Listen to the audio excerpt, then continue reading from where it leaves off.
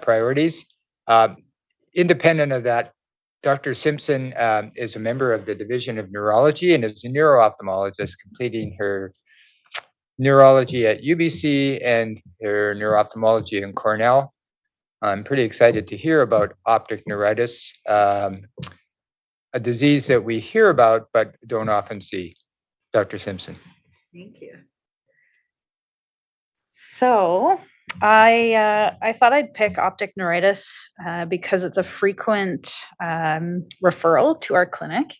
And there's some new things that have happened in the last 5 to 10 years, which usually has us calling on our internal medicine colleagues for help with plasma exchange. So I'll start with objectives. Oh, we've got a few more people.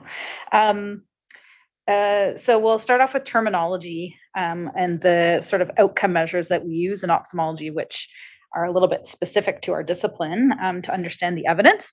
We'll talk about sort of the diagnostic clinical features of demyelinating optic neuritis, and then talk about the subtypes, which can have overlap with some rheumatologic disorders, and how we would go about treating the first presentation. So the optic nerve is the highway for the information, the visual information transmission from the retina to the brain. And inflammation blocks these signals by effect on the myelin. And this affects 1 to 5 people per 100,000 population per year. To understand how visual information is transmitted to the brain, we have to have a closer look at the structure of the retina. It's not a strict neuron to neuron connection. There's modulation at each layer of the retina. So we have vertical transmission starting at the photoreceptors, they're in pink, which then goes to the bipolar cells in the internuclear layer of the retina, and then to the ganglion cells, which are the cell bodies that transmit their axons that become the optic nerve. So the way visual information from the photoreceptors is modulated are through interconnections with horizontal cells, bipolar cells, and amacrine cells, which are the interneurons, which will either inhibit or allow transmission of information. And all of those transmit ultimately to the ganglion cell, which is the axons, like I mentioned, become the optic nerve. This is important because different layers of the retina are going to be affected by different processes which are involved in optic neuritis. The OCT demonstrated here is a tool that we use in clinic, which is a non-invasive way to measure these structures. In particular, the outer nuclear layer, which contains those photoreceptors, is wrapped in the protective pigmented epithelium. Second order neurons, those horizontal bipolar and amacrine cells, are in that internuclear layer. And throughout these different layers are supporting cells, which are important for pathology for some of the optic neuritis subtypes, mainly the astrocytes and the microglia. So astrocytes regulate blood flow, transfer mitochondria to the neurons, supply the building blocks for neurotransmitters which fuel metabolism, are involved in phagocytosis and clearing debris. Microglia have similar functions in the retina and the optic nerve as they do to their function in the brain, with synaptogenesis, nutrition, ionic homeostasis, and then modulation of ganglion cell activity. Finally, the oligodendrocytes are the cells important for the maintenance and generation of the myelin sheath, which surrounds the axons. And damage to these cells impairs the production of myelin. So these astrocytes and microglia are damaged along with their respective retinal layers, which can give us clue to prognosis, as well as it's related to the structure.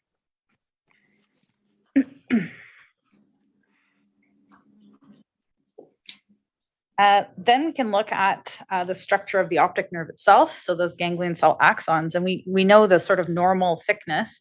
We can measure this with OCT, knowing that after an acute optic neuritis, patients will lose 10 to 20 microns. That's how small we can get with these measurements within 3 to 6 months. And the extent of the peripapillary RNFL, retinal nerve fiber layer, thinning, and the macular ganglion cell inner plexiform layer thinning predicts the long-term visual outcomes after optic neuritis. So structure is related to function. So the correlation between some of the thickness is related to visual acuity. So peripapillary RNFL of less than 75 microns correlates with an irreversible linear decline in visual field sensitivity. And some of these things we know from glaucoma trials, where there's an absolute number below which we see irreversible damage to visual field as well as visual acuity. Then the optic nerve travels behind the eye, the retrobulbar segment, and then there's an intracanalicular segment, so in that sort of orbital foramina, behind which we have the optic chiasm. And the different subtypes of optic neuritis are going to affect different portions of the optic nerve, chiasm, and tract. So we've talked about OCT as a common measurement in that we look for outcomes in the clinical trials. We also look at high contrast visual acuity. You'll know this as the Snellen chart. So 20/20 being what a normal person can see at 20 feet at 1 degree of visual angle. Low contrast visual acuity is not something we commonly measure in clinic, but we know that 2 lines is a significant decline. Color vision is an important outcome measure in optic neuropathies as well as visual field. This is the standard automated perimetry. Right now, we're hoping to get a new one in our clinic. It's so old, it has a floppy drive. So hopefully we'll get a new one soon. So inflammatory optic neuritis, what is it? Most of the information we have about the clinical features and the demographics for optic neuritis come from the optic neuritis treatment trial, which was way back in 1992. It's one of the larger trials in neuro-ophthalmology and had 448 patients, mostly North American. And they looked at outcome measures for optic neuritis as related to treatment with placebo, oral prednisone versus IV methylprednisolone, looking at acuity, color vision, contrast sensitivity, visual fields.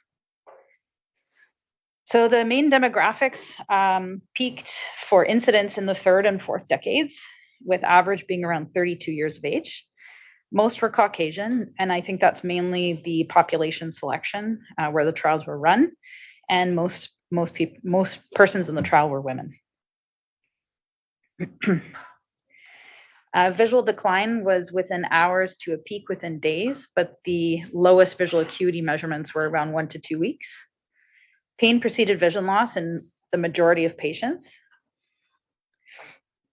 And unilateral versus bilateral presentation has implication for which disease process we're dealing with. The optic neuritis treatment trial, however, excluded bilateral disease before we knew about its significance. Positive visual phenomenon, if there's disturbance of those photoreceptors when there's optic nerve edema, we can have lights and sparkling in the temporal visual field. Utah phenomenon is where we have worsening of vision in a warm environment, whether it's a hot shower or during exercise.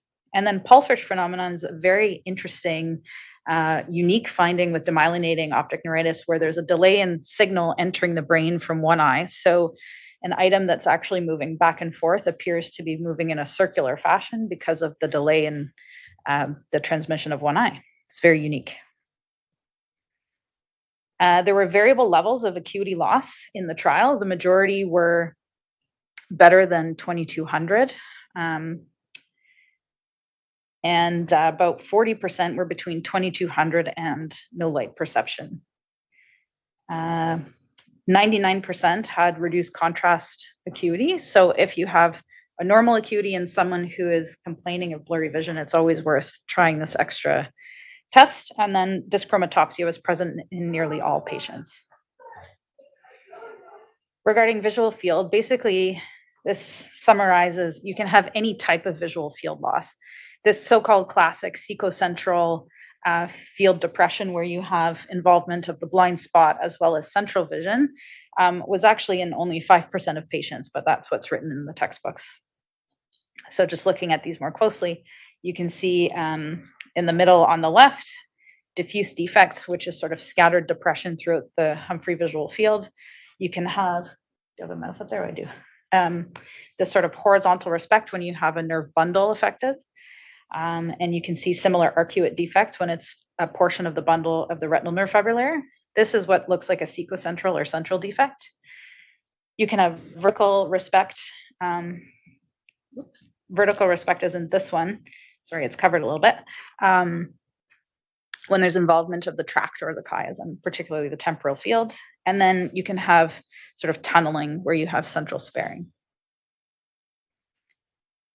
Looking further into the clinical exam, only 1/3 had nerve edema, and it was usually quite mild.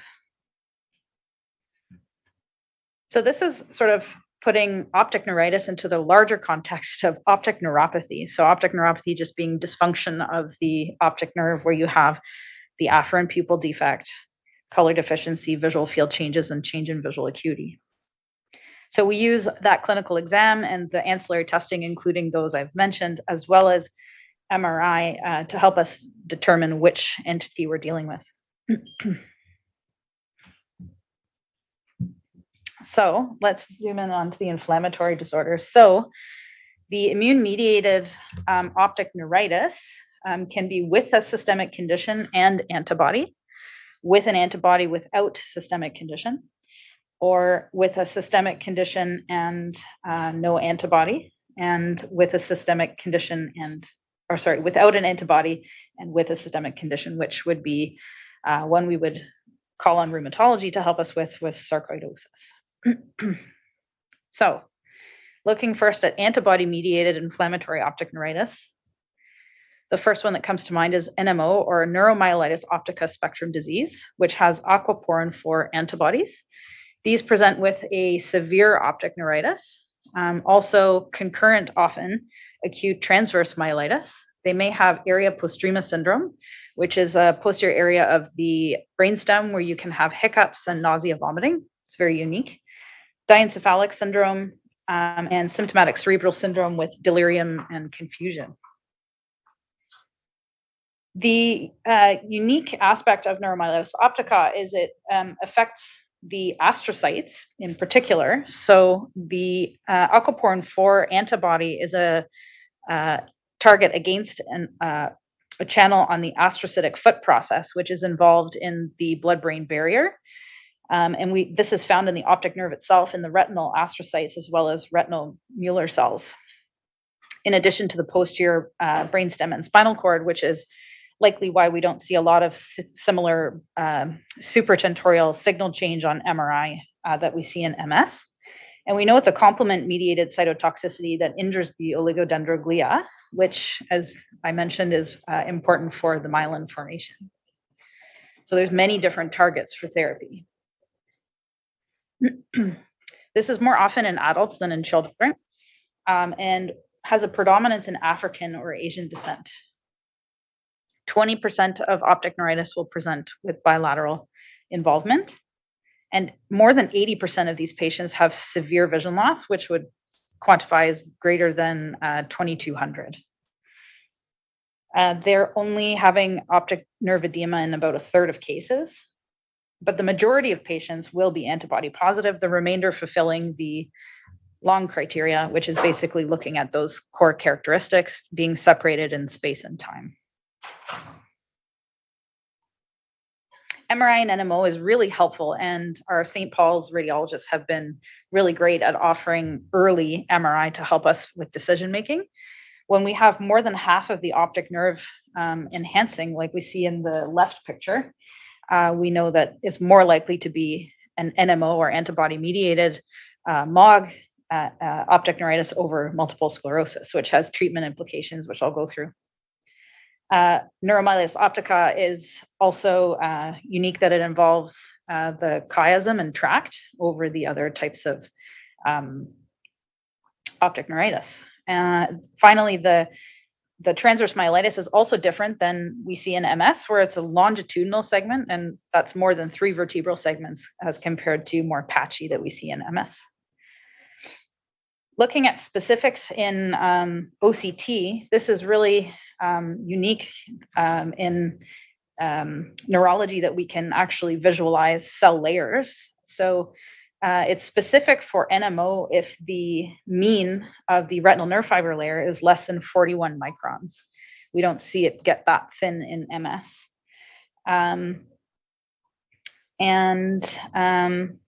Looking at RNFL tells us about microtubule integrity. We know that with NMO, there's a large stepwise decline with each attack. So it's very important to prevent further attacks. And we know about this nasal temporal ratio, which we see is lower in NMO than compared to MS. So when you have a first presentation, it's helpful to see if all the quadrants of the optic nerve are affected or if it's mainly temporal like we see in MS. Also unique to NMO is we get microcystic macular edema, which we can see on the retinal OCT. And this is just a larger view. It's this sort of hyporeflective fluid collection within the inner nuclear layer. And these layers we know are reduced the macular, retinal nerve fiber layer, ganglion cell layer, and inner plexiform layer compared to healthy controls, and they seem to correlate very well with the visual acuities. So we know that as a target for therapy, preventing thinning and further damage will hopefully translate to better vision. The prognosis in NMO is quite poor even with treatment. Most patients will remain functionally blind in the affected eye despite treatment. Right now, aggressive treatment is warranted with plasma exchange showing greater than 50% of patients will improve more than 2 lines, which can make a big difference in functional activity for the patient. And it's important to start IV methylprednisolone very early, and we're unsure if the plasma exchange should be concurrent or we should wait after IV methylprednisolone, but this is being investigated further. And it's really important for us to distinguish early on the difference between these NMO patients and the antibody-positive optic neuritis and multiple sclerosis, because it has an impact on treatment decisions. So we know beta-pherons, fingolimod, and Tysabri, which are used in MS, worsen NMO outcomes. More disease-specific therapy is coming out every day with, I'm not going to try and pronounce some of these things, but there's 3 recent ones in 2019, 3 recent monoclonal antibodies that have been approved for NMO in as late as 2019. And we also commonly use rituximab, which is fairly commonly used throughout neurology.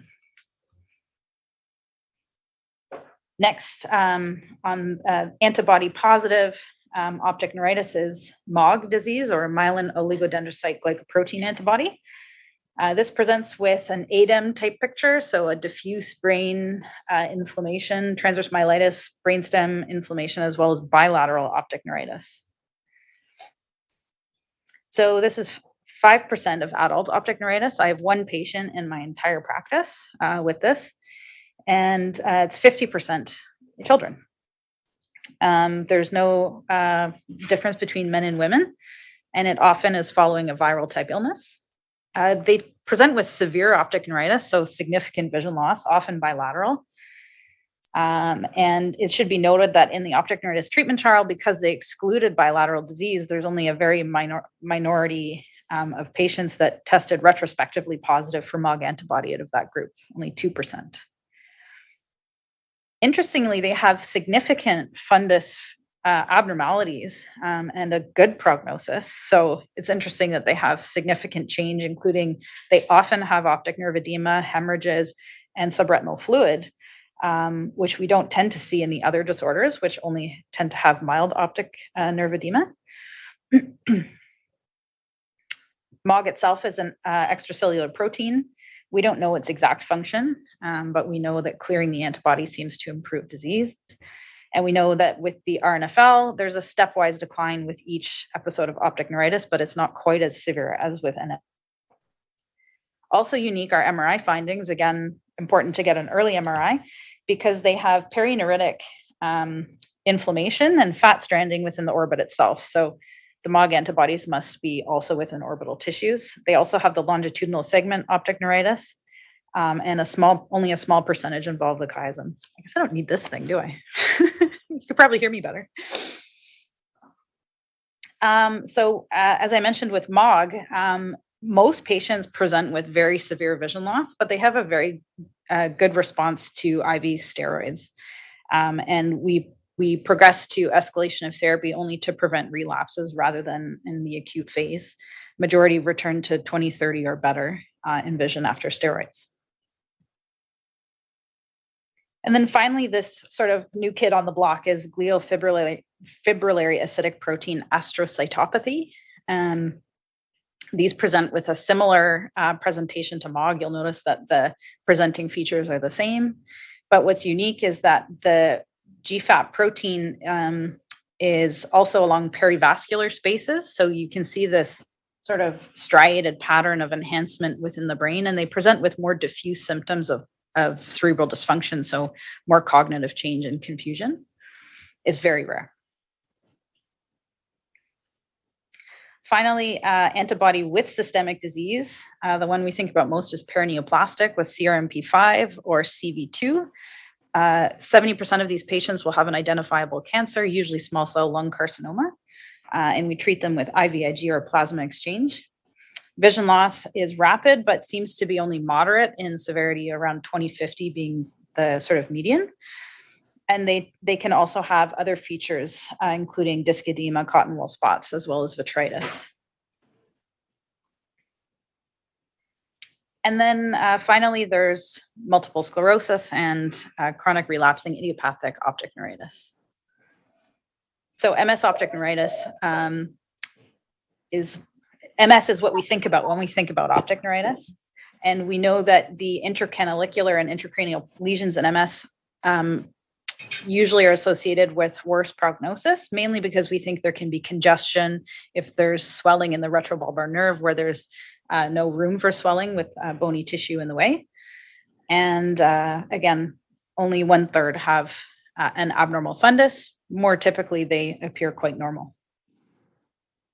OCT in MS shows, again, reduced volumes in total macular volume and ganglion cell layer. But what's unique is that with MS, even without a prior history of optic neuritis, we see a steady decline in the retinal nerve fiber layer tissue as well as the ganglion cell layers, which could explain why they have decline in, or the same pathology we see in the MRI with volume loss and atrophy of the brain.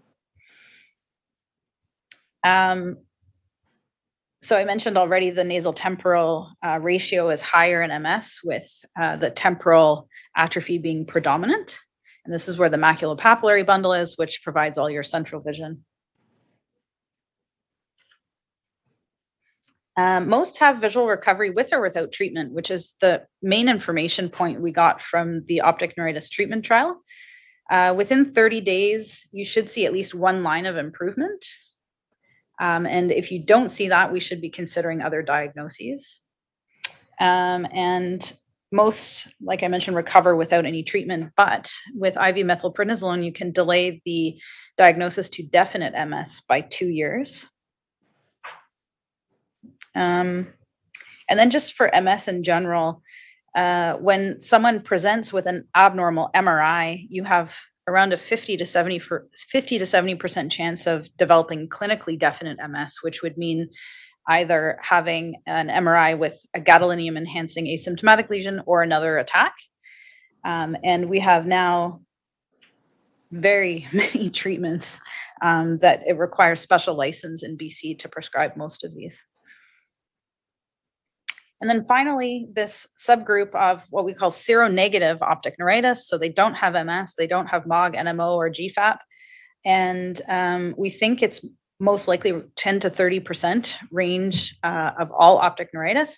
They'll have a normal MRI, but they're very steroid responsive. And it's not mentioned in the literature, but it's my feeling this must be related to some sort of molecular mimicry and post-viral illness, because I have a handful of these in my practice, which seem to always present in late November and early December. Most relapses occur within 1 year, and about 20 to 50% of these will eventually convert to become NMO. Finally, sarcoidosis. So we have without an antibody, but with systemic disease. They have very prominent fundus findings. You can see neuroretinitis, vascular sheathing, banking of white cells at the pars plana junction in retinal fundus exam, and vitritis. So you can see the white cells floating in the vitreous there.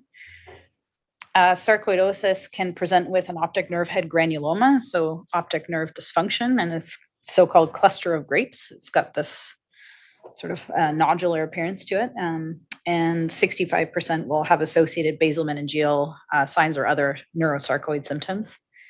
And using OCT again, we can help differentiate the granulomas from other infectious causes, including toxocariasis, anyway, one of the worm ones, and versus a TB granuloma. So other optic nerve findings in sarcoid would be just primary disc edema secondary to uveitis, disc edema secondary to raised intracranial pressure related to meningeal disease and raised or reduced CSF resorption, optic atrophy secondary to nerve infiltration, and then finally this primary granuloma of the optic nerve head. I only have one patient in my entire practice with. So in summary, there's many subtypes of optic neuritis, and each are sort of unique in their presentation with MRI, their clinical findings, and their OCT measurements, which is really helpful to try and differentiate what you're dealing with, because it'll be helpful for treatment decisions. So looking at the first presentation of severe optic neuritis, when you're faced with these patients, you almost as a knee-jerk reaction, despite the optic neuritis treatment trial showing not much benefit from the IV methylprednisolone, we start with the high IV steroids, and then we consider adding Plex. But knowing these antibodies is great, but it takes about a month to get them back. So it's not helpful in the first few days when you're making treatment decisions. So just looking at the evidence a little more closely, the visual function was recovered faster in those treated with the IV steroids. So if vision is important, if they're, drive a truck driver or transportation for their job and they need to get back to work, that's going to be important, or they're a photographer or something like that, then you might opt for treatment. And they're letting them know that there are side effects to IV steroids, but at 1 year, everyone sort of does the same in terms of visual acuity outcome. The only outcome that had a significant difference, which was better in the IV treatment group, was contrast sensitivity.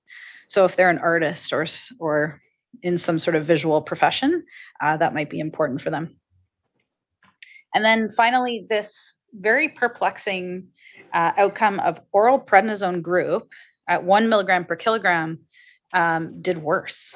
So they had increased relapses. And I initially sort of thought, before doing a deep dive into this, that this was a statistical related thing, but it's been reproduced in other trials. So we don't treat ever optic neuritis with oral steroids unless it's at very high dose. So the bioequivalent 1,250 milligrams of oral prednisone instead of the IV methylprednisolone. Hello? Hi. Can you mute whoever's talking? Okay. Yeah. This is the only prospective trial for optic neuritis to date. Yeah. Hi, can you just mute your speaker, please? Yeah, okay. I don't think he's listening anymore. So beyond the optic neuritis treatment trial, the Cochrane group did a meta-analysis looking again at low-dose oral intravenous or high-dose intravenous steroids, and the outcomes were all similar to the optic neuritis treatment trial. And that would be because it's the largest trial and the majority of patients were from that trial in the meta-analysis. So in terms of expert consensus, most of us treat with high-dose steroids for moderate to severe. moderate being, this is just based on what the driving requirements are, to be honest, but 2050 to 2070 is the cutoff for drivings, and it's going to create impairment for reading. So that's sort of the cutoff that I use for treating with IV steroids to sort of hasten recovery and then prevent another demyelinating attack. Sara, why do you divide the solumetrol anticorticosteroid to 4 times the benefit? That's just how the trial did it. So the optic neuritis treatment trial did it in divided. We don't divide it. I don't think it makes a difference. I don't know that anyone's looked at it. But yeah, that's just, I don't know why the trial did it that way.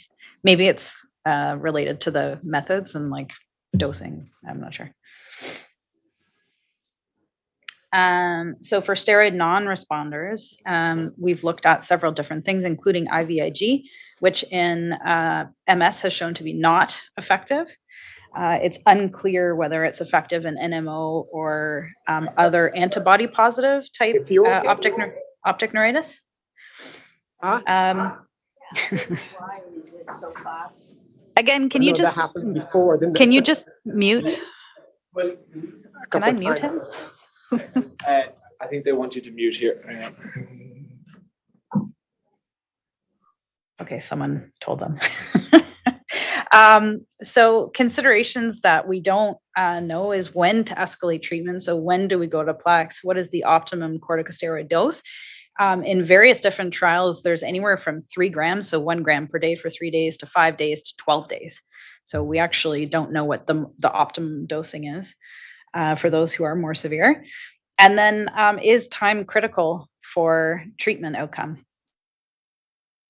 One of the better trials I could find for the first presentation of severe optic neuritis was this one that looked at any optic neuritis first presentation without a prior diagnosis of any of the systemic diseases or antibody positive diseases, who had a vision 2200 or worse, which is pretty terrible vision, and separated the groups into steroid responders and then non-responders. And so we had some, and it was retrospective.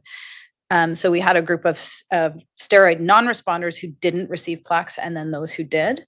And there was a significant, and there was no difference between the groups, I should mention, in terms of antibody positivity later on and diagnosis later on, and the sort of how bad the acuity was.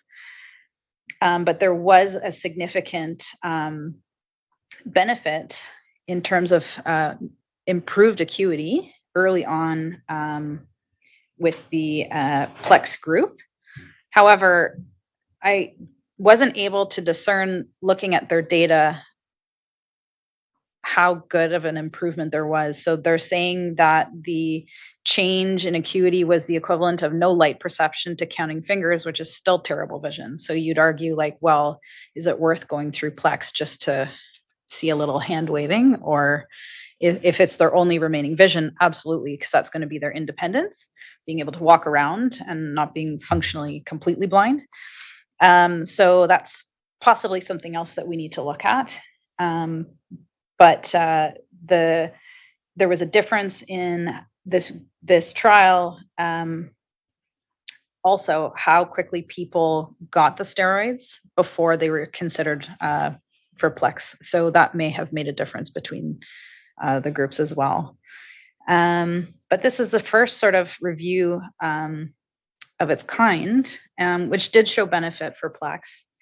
And as I mentioned, we have to sort of think about some of the problems, whether they were socioeconomic or other, related to time to the IV treatment.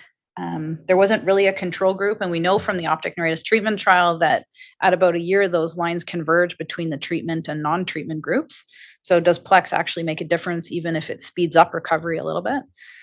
And that's this trial, the non-responder group who also went to Plex also received rituximab, which is going to skew results as well. This other smaller series looked at Plex in first presentation of optic neuritis. They had a subset that were bilateral, which we know are more likely to be the antibody positive patients. And a good outcome was considered 20/40 or better. And all patients had IV methylprednisolone prior to receiving Plex. And again, the range was quite wide, anywhere between 5 grams and 12 grams. And the median interval between last IV methylpred and first Plex was 3 days. 50% of patients had a good outcome here, which is significant when you present with a severe vision loss. So this one, they were able to outline the sort of median improvement of 20/40 or better when Plex was initiated early. Factors they noted for poor prognosis were increased age, delay to Plex, and pre-existing ipsilateral optic neuritis. And then finally, this other trial out of Switzerland, symptom onset to Plex was about 20 days. They also showed functional visual acuity improvement to 20/40 or better if Plex was begun within 2 weeks, which is, I think, a little bit more reasonable than 3 days. But I think this just goes to show the point that earlier Plex is better. So for first presentation of optic neuritis, IV methylprednisolone should be started early because we know that there are subtypes that are quite responsive, and we know that structure loss as related to the RNFL and the ganglion cell layer correlate with outcome, and with subsequent attacks in MOG and NMO, you lose more of that structure. And then ultimately, if you hit the threshold, you might start permanently losing vision because you don't have enough reserve. So my pattern of practice is to treat optic neuritis, mainly because we know these steroid responsive ones and respond quite well. Optic neuritis related to MS, it doesn't quite matter, but at least we can buy time until we get the MRI to sort of make those decisions further. And Plex should be strongly considered earlier in patients who are 2200 and worse. And more trials need to be done, basically. And that is all. I zoomed through them. So any questions? Are there any questions from the audience? There's more people on Zoom, I think. Sara, it's Christine Chapman. Thanks for the great talk. 2 quick questions. First, with the NMO folks and MOG, if you follow them over time, do they develop the typical brain lesions as well, or do they stay spinal cord optic nerve? And the second question is, with the Plex being more important earlier, can you speak to the access to Plex? Are you able to get it at St. Paul's, or what? Just speak to the access of Plex these days.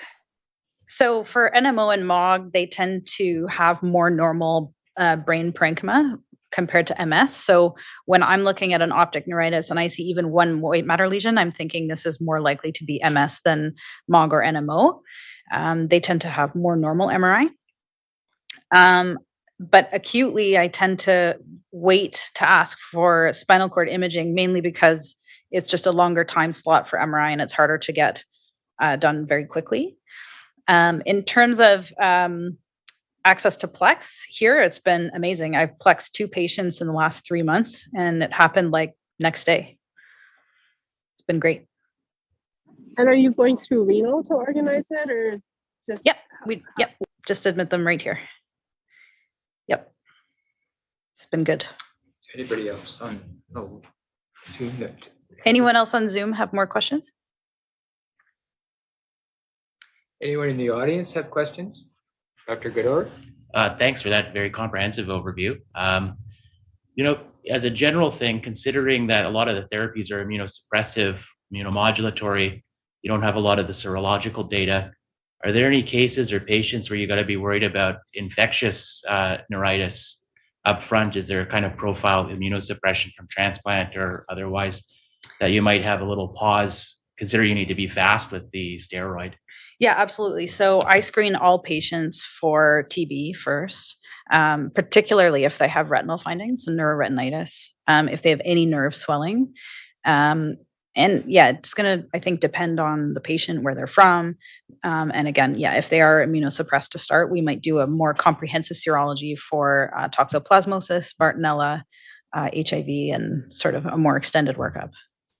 Yeah, the fundus exam for a neuroretinitis, which happens more often with infection, the macular star that I showed early on tends to be present, but it takes a week or two to develop. So although it's helpful, acutely, you might just have nerve findings. So it's going to be history and a bit of serology. Where did it go?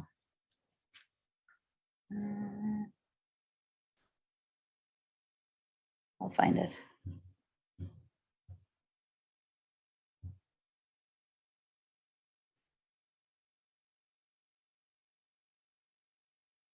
Farther down. Yeah, I think it was in sarcoid. Yeah. Yeah.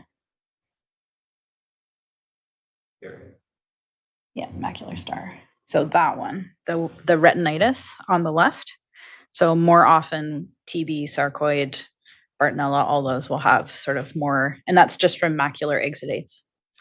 So I'm interested in, first of all, how people come to you. So if I can just summarize what I think you said, is that 15% of, or most people don't have visual fundal changes. Correct. That you can see by an ophthalmoscope.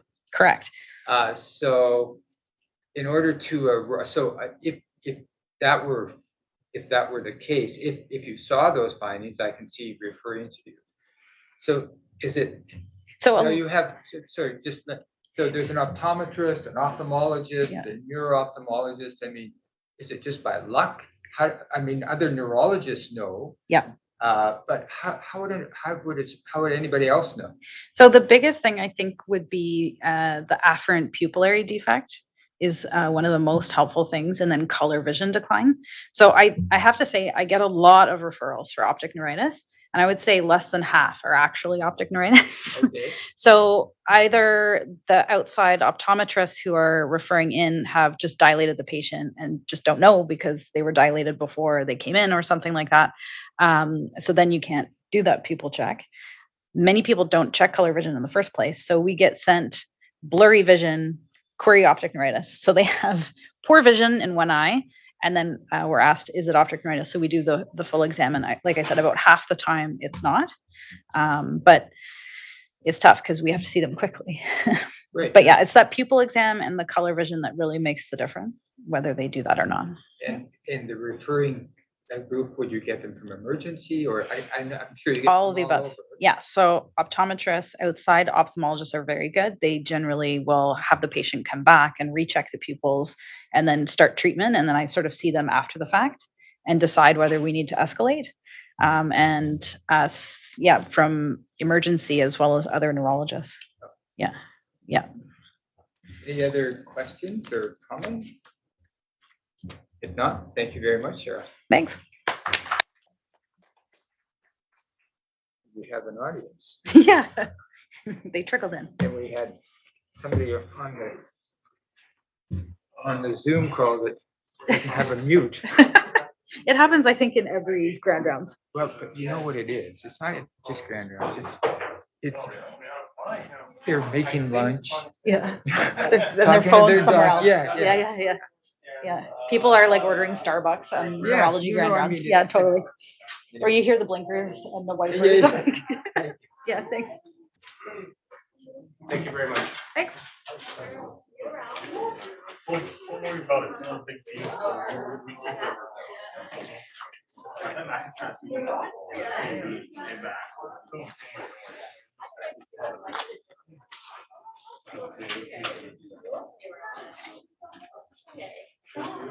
So sorry, I just want to clarify, make sure I didn't enter this.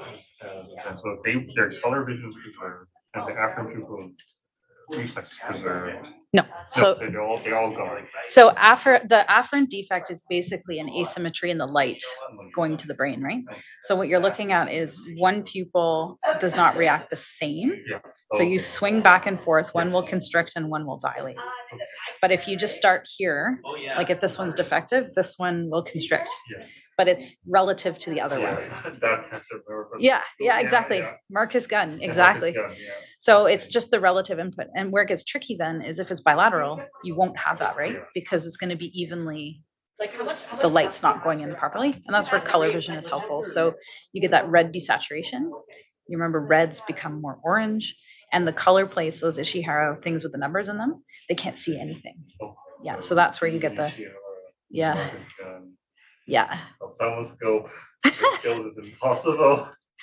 You know what? As a neuro-ophthalmologist, I don't really expect other people to see anything. If you can see the nerve, like great. Like if it looks like super bad, then great if you can see it. But even with like emergency physicians, it's really tough without dilating a lot of the time. Yeah, that's what I was Exactly. thinking about. So I sometimes, like when the referral is from the emergency, like I don't really expect them to have had a good fundus exam. Yeah. Thank you. Sure.